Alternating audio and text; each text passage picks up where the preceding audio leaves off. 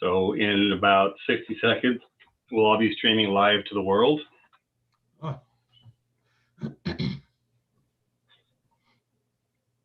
Okay, and I'm going to start recording in about 60 seconds. We'll be streaming live to the world. We are streaming live to the world for the residents around the lake to watch and participate. It is also, the meeting is also being recorded. We are streaming live to the world for the residents around the lake to watch and participate. It is also, the meeting is okay.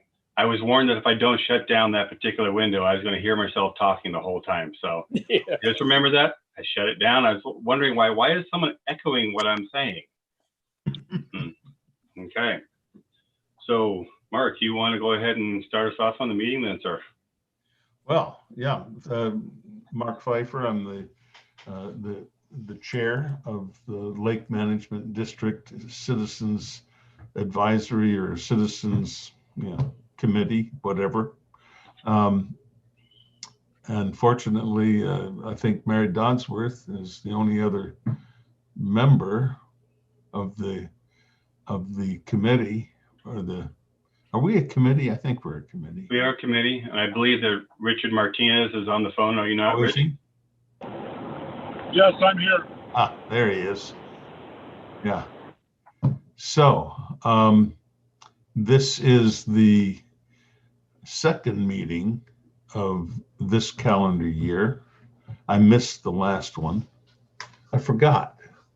Can you imagine that? But I think we were hoping to have the report from, what was it? What's the name of that company again? HAB, H-A-B, HAB. H-A-B. They're the ones that went out and did the survey, I guess on Monday. Tuesday. Yeah, Monday was a holiday. Tuesday, to see, what condition our condition is in with regard to the Eurasian milfoil.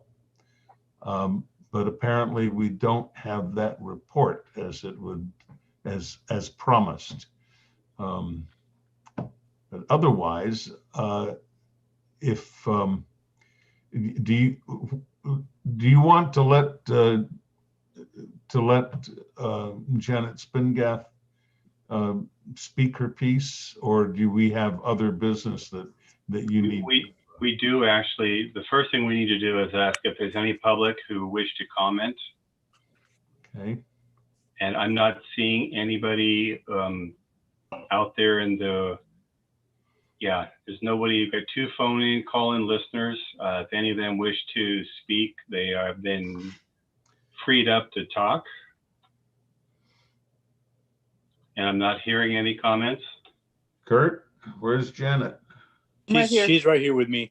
Oh, well, this would be your time, Janet. Yeah, well, to make your comments. Yes. So I think that I wanted to tell you guys about the yellow flag iris that's been growing prolifically now along the shores of where the picnic point is at the Veterans Hospital. From picnic point over to about where the slough is, it's becoming quite a field. So yellow flag iris is on the state noxious weed list. It's what it does is it reproduces. It has got corms on, where it grows up from that pretty much kind of take over our shorelines. So it's a big problem on Steilacoom Lake. People have lost their beaches to it.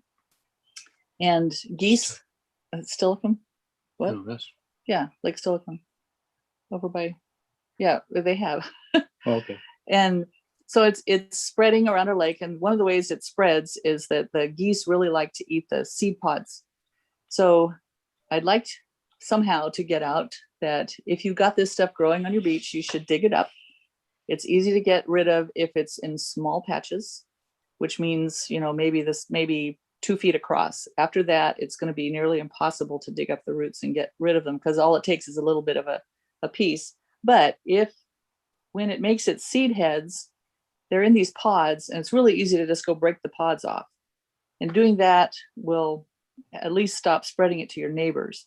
I went over to Gradley Lake. They have one patch.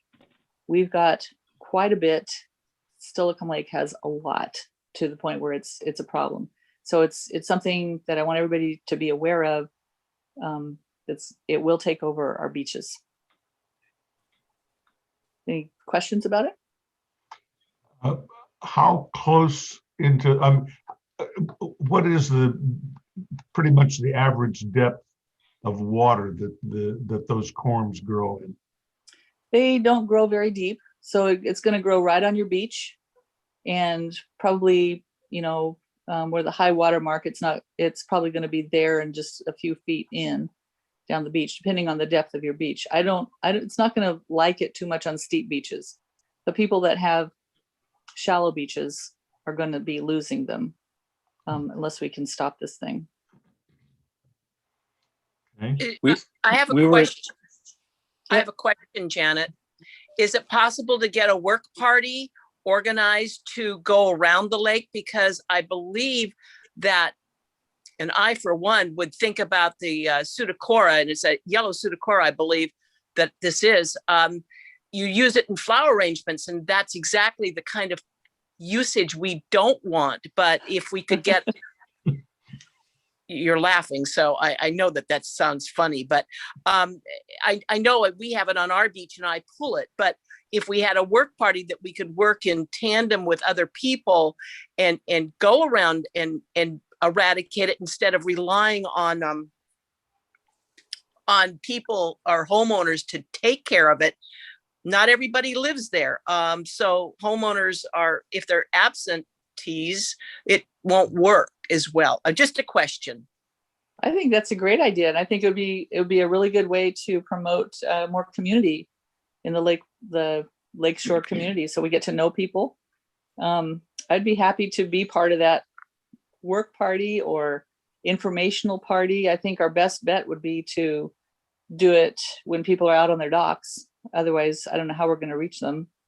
I could see if I can put something in the Lakeside Living magazine on a regular basis, like this, help us get rid of this plant. It's a beautiful plant, so it should be, it'll look nice in the magazine. So I could try that.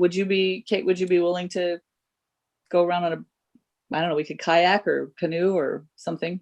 I'd be willing to do it in September when I come home. I'm just in California on childcare duty with a 4-month-old and a 6-year-old. So I'm out of the area for a while, but I certainly can do it in September when I come home for a month. Yeah, it probably won't be blooming then. But I would be willing to. Well, it doesn't matter if it's blooming. If the iris blades are up, it's true. Easy to identify for those people that understand it. And if we could spread the knowledgeable people among a couple of work parties, it might help to get people aware of what to look for. Yeah. Yeah, and also we want to get it before the pods start maturing. Right. And those are identifiable by the pods too. Yeah. It's an iris pod, so it's pretty obvious. Yes. And I don't know what time it goes to seed. And yeah, we have a geese problem on the lake. I think a major one. So I'd love to have goose dinners, but we can't go that far. Okay, we've been involved with over on Mason Lake, their LMD over there, and some of the work over there that they've done getting rid of the yellow flag iris over the years has been successful. They still have some in August and September when we're over there. It's in full pod, so okay, it'll probably be about the same here. Yeah. So speaking of Mason Lake, they have a lake manager, and I'm not sure now. We used to have Terry McNabb. I'm not sure what's going on with that, but their lake manager went around to all the docks and explained to them, you need to get rid of this, and did it in a way that they all positively did it. All of them, when we speak to them about their other weeds, can identify all of their invasive weeds.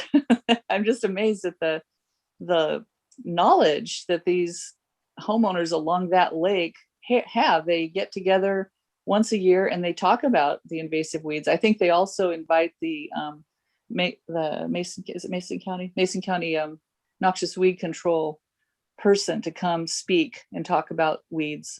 So they're very active in knowing their weeds and being concerned. I think that's maybe something that we as an LMD could move toward, becoming more informational and somehow informing the people along with, because, you know, a lot of people aren't here, but same thing over in Mason Lake, a lot of people aren't there, but it gets around eventually. Janet? So if I could Oh. stop for just a second, you had asked about Terry McNabb. Terry McNabb is still under contract to the city, and we were talking about this briefly before the meeting started. He is actually supposed to be here, and we're trying to reach him right now to get him to call in. He went out on the lake and did a cruise around the lake on Tuesday with Weston, and he was supposed to have a report to us by the end of business yesterday and to be here tonight to talk about his results. Hopefully he calls in. He's got all the information. I sent him the reminder yesterday also. One of the questions that I was going to ask you is that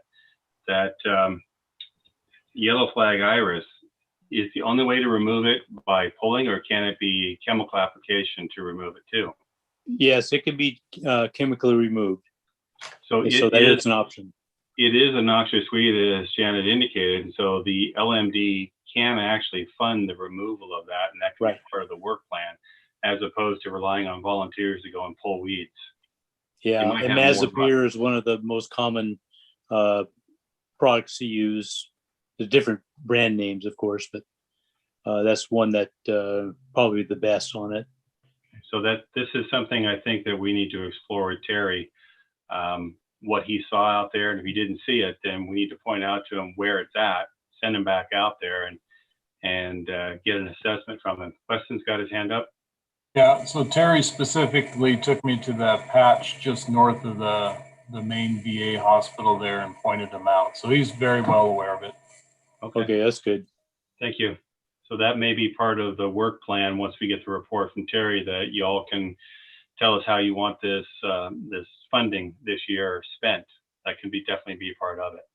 Oh, that sounds Excellent. That sounds like a really positive step. Terry also is the lake manager. He's under contract with Mason Lake, right? Yeah. Yeah. So what's been effective there, he can be effective here too. I'm sorry, Paul, just one comment to tag on to that. I think it would be appropriate to even have Janet suggested an article for Lakeside Living to bring it to attention of all property owners, so that they're aware of what's on their beach, not just relying on others or the city to take care of it, but to bring awareness, and maybe that would help draw in a better relationship and community. American Lake is 300 and some odd property owners, or am I wrong by about 150 or 200? I don't know, but you know, we need to start bringing our community in and kind of like forming that up, so we just don't rely on the city for everything. No, I agree and appreciate that. Thank you. It should be a part of the public outreach, not just this plant, but other shoreline plants that are invasive, but also recognize that we have Camp Murray, we have the JBLM properties too, and they are less likely to want to go out there and have their civilian and or their military personnel pull weeds. So it's a good balance, figuring out how to address this issue and the other issues around the lake. I did write an article. I think it might be coming out in June. Maybe it just came out in this one. It's called "We Don't Want to Raise This Flag," and it's all about yellow flag iris.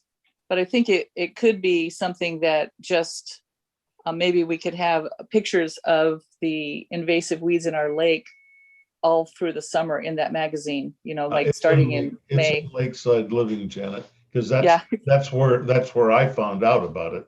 Yeah. The article that you put in there. Yeah. So I'm just suggesting that we just have like another little column always with like don't forget these invasive species in our lake and plant ID kind of thing. So if I might, Weston got a response back from Terry, and this is one of the joys of being an aquatic weed specialist, right? His response is, I'm stuck with boat problem trying to finish treatment. Engine was down and just got a new boat here, and we have to get this stuff in the water tonight. And with the problems, totally forgot about this, our meeting. We are on Lake Washington trying to wrap up Hunts Point. So I think that with that, we've pretty much got a pretty clear indication we're not going to be hearing from Terry tonight. So as soon as we get the report from him, we'll ship it out to everybody. We might have to have another meeting just to get confirmation on the work task items. I can tell you that Terry has been working diligently on our behalf in other lakes. The State Department of Fish and Wildlife has been putting some restrictions on when treatment can occur. That's actually going to be very burdensome and onerous to us all. And according to him, he's been doing this for over 30 years. There's actually state RCW that prevents any other state agency other than Department of Ecology setting timelines for aquatic treatment. So he's pushing hard on that on our behalf. He's trying to get it so they can allow us to treat this lake here in June, sooner than July 15th. And if that's the case, we need to get a report from him, get your approval as a board for doing the work so that we can execute a contract, get it through our process internally to get him out on the lake to do the treatment. Today's June 3rd. I'm a little bit nervous, I gotta be honest with you, so it's gonna be a pretty quick turnaround. I may need to basically talk to Mark and others individually, as opposed to having a meeting if we can't get everybody all at the same time to agree on the scope of work. Don't we have a quorum right now, Paul, with Mary and you do, Mark. The problem is we don't have the report from okay. So I don't know what we're going to need. Are we going to need to do aquatic herbicidal treatment? Are we going to do diver hand pulling? Are we going, what are we going to do? Are we going to go after just Eurasian milfoil? There's another aquatic weed in there he's been very concerned about that's starting to really grow fast, in addition to the yellow flag iris. Is that the curly leaf? That's correct. Yeah. I think it's dock 244 it's next to. Yeah, okay. Yeah, I've seen a lot of that around. So, you know, thank you, Weston. I wasn't on the lake. I couldn't remember it. But the fact of the matter is we need to have something from Terry to know what our work plan is going to be. Paul, this is Mary. Do you have, and I'm sorry if I haven't read them clearly, is there bylaws or some kind of operational thing that would say whether you can do an electronic vote, whether you have to have it as a group conversation, or do you or Weston as the kind of staff can make those decisions? Is there, I'm not sure we just want to make sure we're following our policies so that we don't get a hiccup down the road. Since it's an advisory committee, really the goal of this is that we work with the consultant, come up with a work plan, you all bless it. And then I think as far as a quote vote goes, if we contact you or Mark contacts all of you and he comes back as the chair and says, yeah, I've talked to all the board members and they're good with that, I'm happy moving forward with it. I just want to make sure that you're all fully aware of the scope of work, the cost of the work, and the timing of the work before we just start running down our path. Mm-hmm. I am thinking, I don't want to say hopeful, but I'm thinking that this will be something that you would see before you early next week, if not sooner. I know today's Thursday, so too sooner means tomorrow. And then by next week, you can all concur that the scope of work is appropriate and the budget is there. We do have time tonight to go over the status of the LMD funding, Lake Management District funding, and Weston's going to cover that in a little bit. Before we jump into that, according to our agenda, if there's no more public comment, then we should be moving into approval of the last meeting's minutes, and then we can skip over what Terry was going to be talking about and go to Mary Dodsworth on the public outreach, and then financial report, and then a brief conversation, like a follow-up to the liens conversation at the last meeting. I have one more thing to say. They're moving on. Because I want to tell Mary Dodsworth about the mussel Go ahead. Okay, so Janet has one more comment for Mary. Yeah. So this week, I'm working with Department of Fish and Wildlife and with the volunteer lake monitors, that through the Pierce Conservation District, we're still doing the monthly monitoring. We're going to be putting a freshwater mussel monitoring substrate station. It's like a bunch of plastic plates hanging off the dock. We want to hang it off one of the docks at the boat landing, because the American Lake Park boat landing has a lot of traffic, and that would be a really good place to be able to catch some of these zebra and quagga mussels if they happen to get in our lake. So I'm just telling you that's what we intend to do. Don't know if we have to get any special permission. It's something that'll just be hanging in the water. We shouldn't interfere with any fishing or boating or swimmers. Oh, she's muted. Mary, you're muted. I can't Mary, hear you. muted? Yeah, you do need permission. You do need permission, and so, let's talk about coordinating an opportunity to meet on site with either when you want to do it or just make sure we're all on the same page. So we just want, we're happy to participate, but we don't want you just wandering down there and doing that and then have somebody do something not knowing what it is. So let's just work together on that. You can give me a call and we'll Thank coordinate you. something.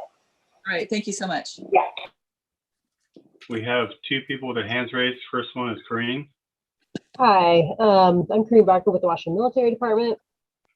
First off, with the yellow flag iris, so we do invasive species management along the Camp Murray shoreline of American Lake, and so we usually work with Pierce Conservation District and our Washington Conservation Corps crew members for that. So usually in fall we have a volunteer planting party, so it's possible that we could arrange for some sort of volunteer iris removal project. So I just wanted to put that out there, that it's not totally out of the question, because we also have state employees as well as federal employees and units, soldiers.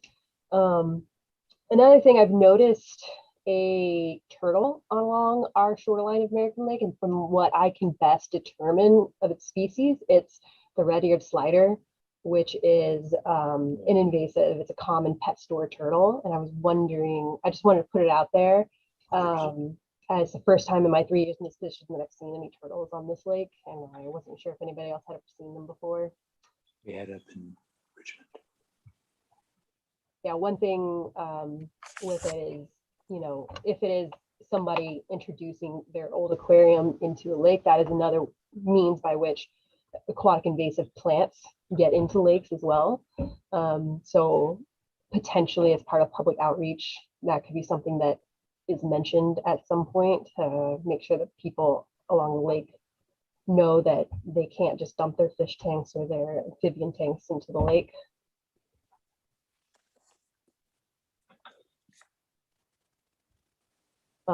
Another thing for Washington Military Department is that we are actively working to replace our boat dock. So this is a project in the process. We haven't really made any final decisions or anything like that. We still have to go through all the permitting process for this, of course. But if anybody has comments or concerns or any input, they're free to contact us. That could be me, myself, or Sue Bezo, or yeah. So I'm not familiar with the boat dock you have there. Is it been defunct for a while, or does it just need repairs? It has been pretty defunct for a while. We have it, so it's off it's the boat dock, or that's off of our recreational area. So it has a small beach, and we have a lot of RVs parked there. It's our campground on Camp Murray. And so, yeah, we've had it taped off so people can't use it because it needs to be replaced. We're pretty sure, at least from looking at it before, I may not have the most updated information, but it looks like it probably needs to be just completely replaced because a lot of the supports don't look sound anymore. Okay. So you'll be required to go and get the various permits. Yes. Fish and Wildlife, et cetera, be involved? Yeah, and probably JARPA, HPA. So Thank you. That reminds me, we got a complaint from somebody out on the island about some chunks of styrofoam that busted off of someone's old floating dock. So as it sits right now, the city of Lakewood does not have any regulations on dock materials, floating dock materials on our lakes. So that's something I brought up with Tiffany Spear, our long-range planner, to think about on our next shorelines update. Other jurisdictions have basically made it so that nobody can use styrofoam in their docks, their floats, or anything, and it's a good thing because that stuff, when it breaks free, I mean, who knows where it comes from, really, and it's indestructible. yeah, I've noticed, I have seen that before, actually, chunks of styrofoam along our shoreline on Camp Murray. So yeah, because this is a public project, obviously we'll be going through all those channels to Thank you. for that project. Mark, we have one more person with their hand raised.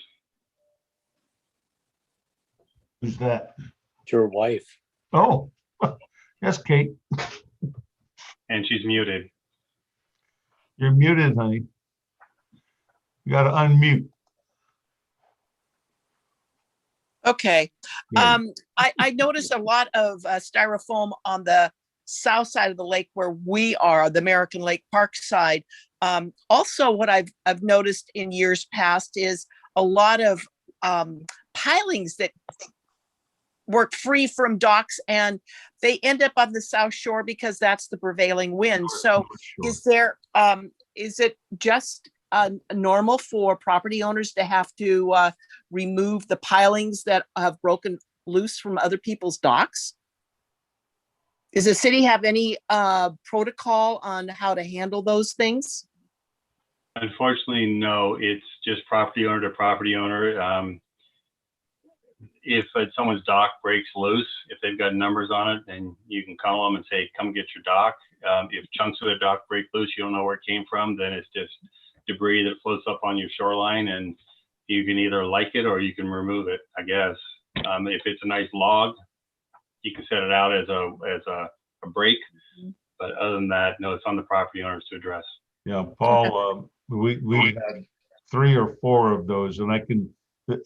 One thing I find interesting, and I'm pretty sure I'm right, these are logs that are super saturated and have probably been, if not at the bottom of the lake, suspended somewhere depending on their level of buoyancy. But then as changes in the water temperature or possibly decomposition, it causes them to float back up. And these are old logs. I don't think anybody's dock is constructed that way anymore. These are really big, and some of them will come in with big pieces of hardware, bolts and spikes sticking out of them, and it's dangerous if somebody hits it with a boat. I mean, that's my fear. But in the past, we got them removed by employing. We got Sergeant Fraser, who I think he's still in charge of the Marine Patrol. I'm not sure of the Marine unit, but he was then, and he would come by with his crew and snag them and tow them over to American Lake Park, and then Mary's people would and either between Mary and Public Works, they'd come and haul them out of the water or out of up on the launch area and get rid of them. So that's something that you can still coordinate with Mary. I can't speak for her and her staff, but the city officially doesn't have any obligation or responsibility to remove that material. It's a good neighbor thing. If the officers are out there in their boat and they see it, they can drag it over. I've seen a lot of those logs on lake taps up by where I live, and a lot of times you see the hardware, and that's how people have tied the chains off to them, and they use them as a floating log boom in front of their property to break up the waves coming in and keep boats from coming onto their dock. I'm not saying that's what that is, but and they're a huge hazard. You hit one of those with your prop going at speed, and you just tore your transom off. So. or Kurt's sailboat, you know, to rip his keel off. Yeah, that would do it. He's smiling. Heeled all the way over, going like a bat out of heck on the lake, then yeah, that would probably rip it off. So I have one more comment. Can I speak? Yeah, please. I have my hand up. So going back to the styrofoam, I don't know if you guys, I'm sure you're aware of this, is the increase of the nutria, the animals swimming along our shores. Have you seen those? Kate and Mark or Corinne, they've been prolific and they're chewing up people's shrubs. They're climbing up on the island and eating the rhododendrons. They're one of those gnawing animals that have to be always gnawing.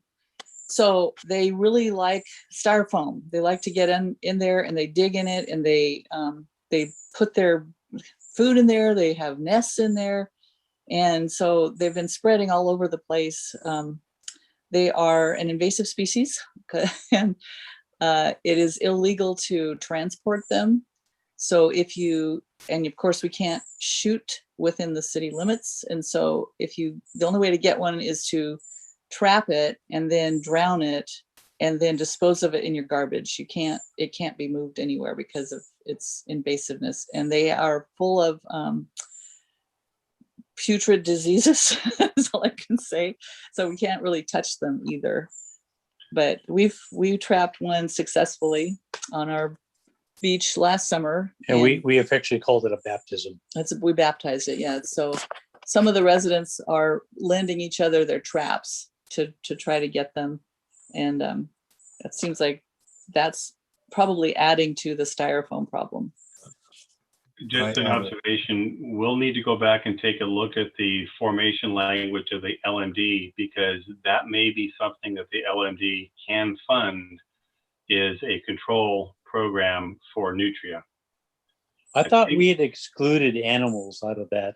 That's charter. That's what I just don't remember. That's why I said, I mean, it's been a year and a half, so we got to go back and take a look at that. If we didn't exclude it, then that could be something we discuss as a part of a work program. See if we can find a trapper. There's plenty of them out there willing to trap beavers. Maybe there's some that are willing to assist with nutria control. They are nasty critters. Yeah, it's illegal for anybody who isn't licensed to do so in the state of Washington to trap wild animals. It's illegal to do that. Raccoons, nutria, otter, you name it. And it doesn't matter how coyotes, you have to be a licensed trapper or hunter in the state of Washington to go after. That's good to know. Yeah. I heard nothing about trapping any nutria on an American lake in this conversation. I heard a desire to do so, and then there's a baptism that occurs. So that's all legal from my perspective and what I'm hearing. Thank you. But we will go back and we will reinvestigate that. Weston and I will take a look at it just to confirm from our minds. And if it looks like it can be a part of the LMD, then we'll come back and start talking to the committee about it. And by a part of the LMD, of course, I mean funded by the Lake Management District funds. Are there any other public comments? Mark, we ready to close public comment? Yes, I believe we are. Okay. The next thing on our agenda was just approval of the meeting minutes from last month.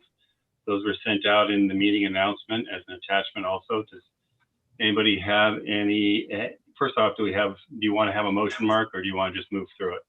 Let's just move through it. Okay. Does anybody have any changes or edits they want to make to the meeting minutes? No. Okay. Do we have a general consensus to approve them? Does anybody object to it? I'll put it that way.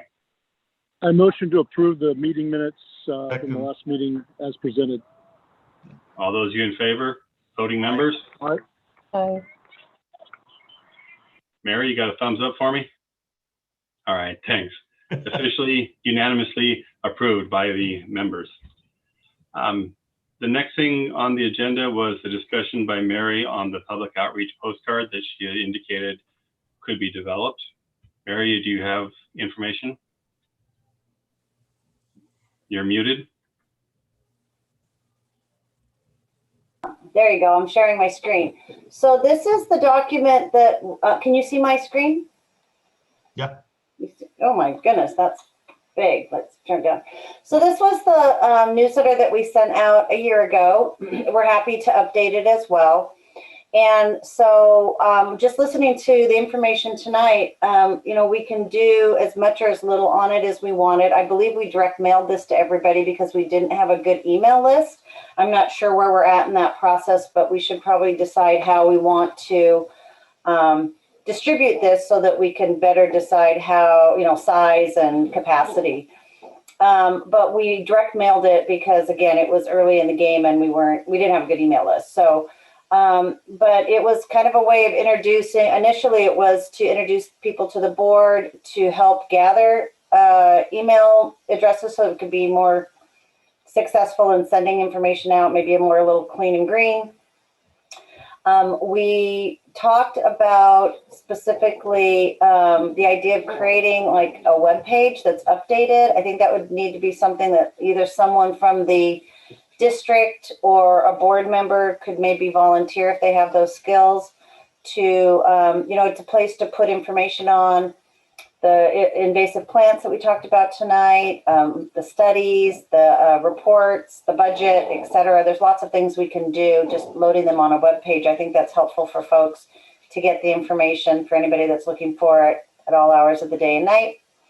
But anyway, so we would start off with the board members, and I just wanted to double check. Corinne, are you the official new Washington Military Department rep?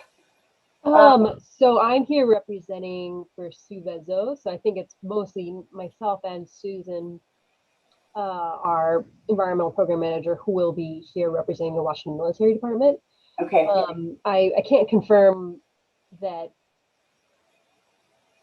Thomas Bloom isn't our official person. He's just, you know, he's our deputy director and quite busy. Yeah. So we'll just normally it would be us too. Yeah, so we'll just want to have, we'll clarify what this, who should be on there, but we'll want to update this. And then, so who your board members are so that they can, you know who's official in case they want to make contact with a person. We can provide an update. And again, we can be as specific or as general as possible. We were planning, of course, pre-COVID that we're going to have a barbecue potluck meet party at American Lake. I think we decided it was going to be a Zoom meeting again. We can clarify the date, time, and place. I don't know if we want to pick that tonight so that we can get it on people's calendars and then just make sure that we're prepared for it. And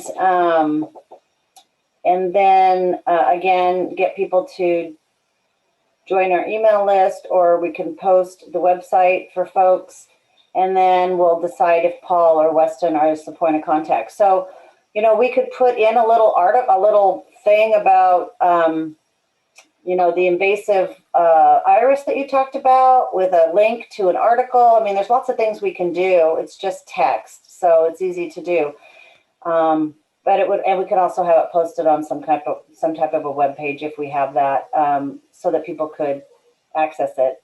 And then those links would be, you know, active, so you could go there. So we're happy to update it and provide whatever information we want. But did we pick a date? I don't think we had one set for September-ish.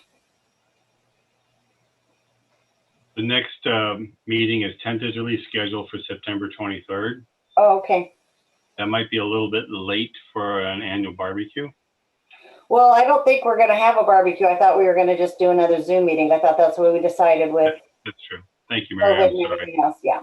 So it would be, I think that date's perfectly fine. It's after our 25th anniversary. So, but, and I don't know if that what date that, but we can put that on there and then put a link.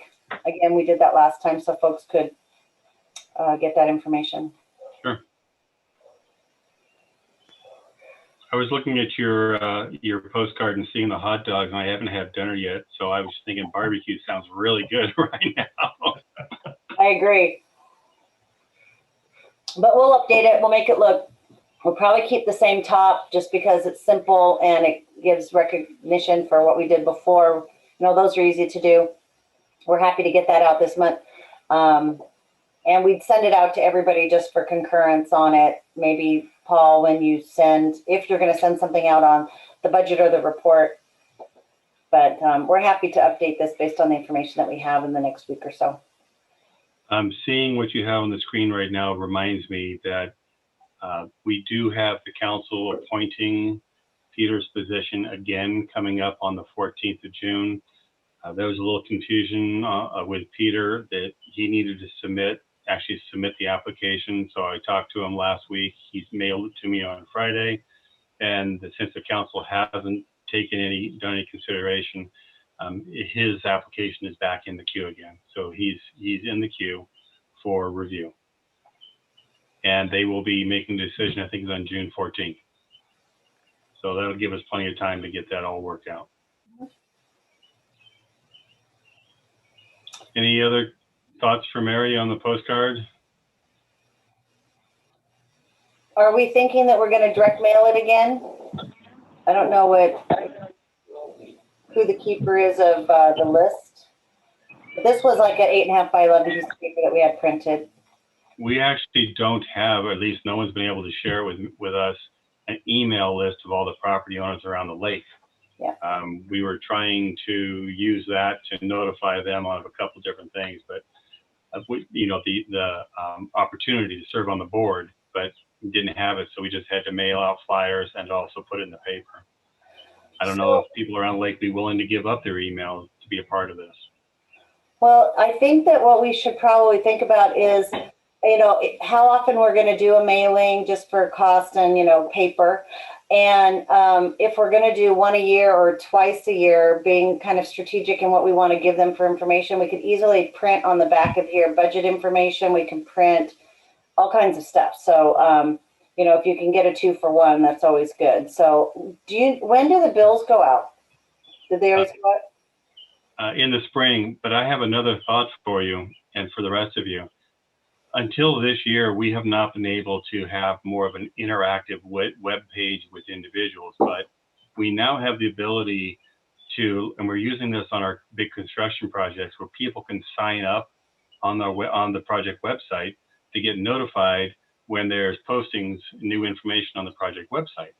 Mm-hmm. So by creating a Lake Management District website with that little box that toggles to say, yes, I want to be notified when there's something new that gets posted to it, it automatically, as we put information on there, here's the Lake Management meeting minutes, here is the agenda, here is the work plan, we can have a component that's on the public education and outreach. Once this first one here, the second one here goes out, that says, go to the website, you can hook to it. And then once we know how many people are doing that, we can really reduce the number of hard copy mailings that have to be done. All this just goes on the website. As soon as it gets uploaded with new content, they get notified automatically there's new content by email. Yeah. We kind of cut out a lot of the paperwork stuff and reduce the cost for producing everything. Let's see. I agree. Do we have a requirement to send something out regarding the annual meeting again in our bylaws or charter? Yes, we do. We have to notify the lake property owners. Yeah. So you said in the spring, so those assessments have already gone out? Yes. Okay. So this would just be direct mail to everybody, and then we could add some information on the potential of a website. We can add all those things. So once we have that, and I don't think there's an obligation to get it out in the next several weeks, especially if our meeting September 23rd, but I would say by mid-July would be good. Yeah, I would like to be able to, by mid-July, tell them what our work is going on the lake, if it hasn't already been completed, or even if it has been completed. This is the approach this year on the lake that was taken. Mm-hmm. I think it makes the most sense. Yeah, again, if we're going to send a piece of paper out, we can use both sides and be more efficient and provide a lot of information, maybe get people's interests. Absolutely. Any questions or comments for Mary? I think it's a great idea. Okay. We'll send something out in a draft for everybody to take a look at and see if you like it. So the next two things on the agenda for tonight, Mark, we were going to do a very brief update on the financials for the district, and then have a brief conversation about liens on the lake. Mm. So I've asked Weston to come together, put together some numbers for us. He got it through our financial people. We're looking pretty good, actually. So Weston.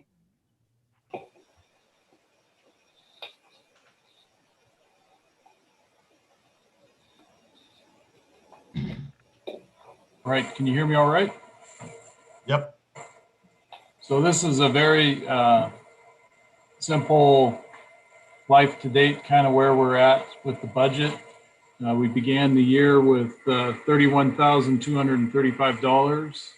The total expenditures as of today were $1,839.73. And that's broken up between city staff time for liens and billings and some Pierce County recording costs.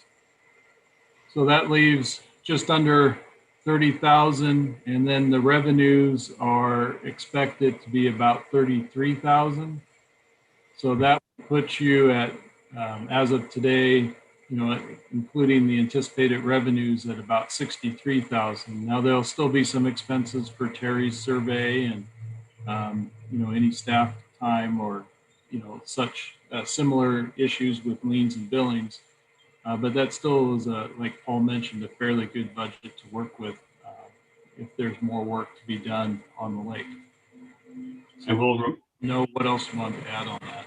I just want to remind everybody that the way that the LMD funding was set up, we are basically collecting more than we expect to spend in the first 5-6 years, and then spending that down in the last 4 to 5 years. So we need to have a cash reserves, because when you're doing the LMD, it's just a flat rate, and it's got to last us 10 years. So it's that balance point. You can never have just one rate that allows you to go zero all the way across on expenditures.